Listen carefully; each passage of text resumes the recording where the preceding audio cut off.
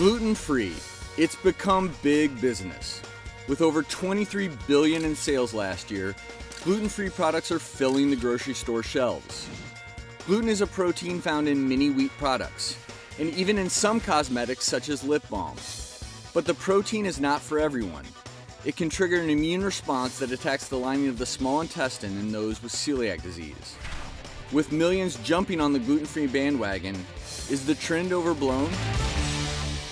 And joining us now is the author of The Gluten Lie, Professor Dr. Alan Levinovitz and Dr. Tom O'Brien, who specializes in non-celiac gluten sensitivity and celiac disease. And so, Alan, I want to ask you, because your book is called The Gluten Lie, are you saying that the fact that it's such a huge fad is a lie? Because we know gluten can cause allergy in some people. So why that title, and what's your thought on that?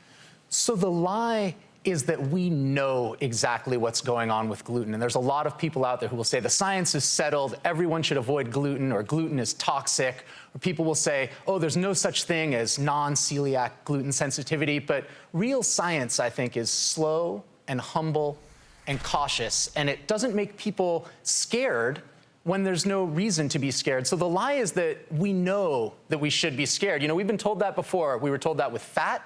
And now we're trying to dial that back. But, you know, it's a new fear every minute.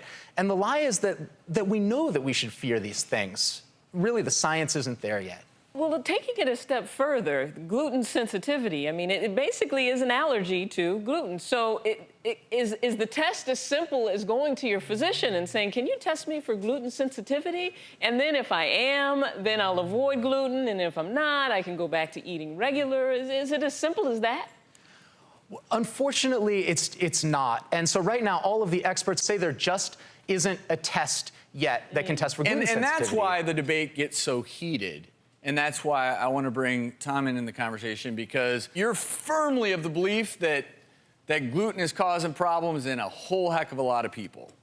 That's true. There are hundreds and hundreds of studies, case studies, people going off gluten, they get better. ALS, which is an unfortunate diagnosis that's fatal. There are 3 cases in the medical literature that are published. When they were checked for gluten, their ALS went away. They got out of the wheelchair. The lesions in the brain were gone. It's in the medical journals. The lesions are gone.